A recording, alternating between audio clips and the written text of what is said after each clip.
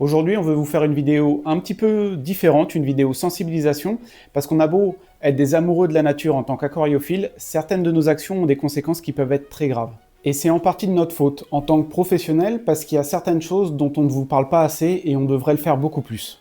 Tous les ans, on a des aquariophiles qui relâchent certains de leurs poissons, mais même aussi des plantes aquatiques directement dans la nature.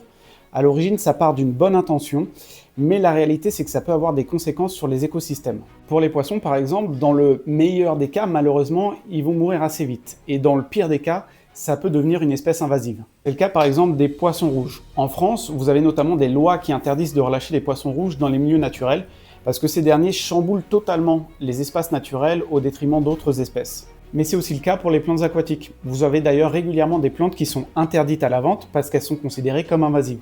Dans ces familles-là, on peut souvent mettre les lentilles d'eau, les salvinia, les élodées. Donc faites toujours très attention, relâcher des plantes dans la nature, c'est interdit. Alors si vous voulez vous débarrasser de certaines plantes aquatiques, il y a globalement deux solutions. Soit vous les donnez à des copains aquariophiles, soit tout simplement vous les jetez dans des sacs verts qui sont destinés à cet effet. Et pour les poissons aussi, il y a des solutions, on n'est pas obligé de les relâcher dans la nature. Le plus simple souvent, c'est de regarder si vous n'avez pas une animalerie qui les reprend, une association qui serait capable de les reprendre aussi, ou alors vous allez sur les groupes Facebook, les groupes Instagram, les Discord, vous avez souvent des groupes d'échange et c'est assez facile de trouver quelqu'un qui reprendra vos poissons. Alors, même si vous voulez vous débarrasser de plantes ou de poissons, maintenant vous le savez, vos actes ont des conséquences, même si ça part d'une bonne intention, on ne relâche jamais des poissons ou des plantes dans la nature, on trouve des solutions de substitution.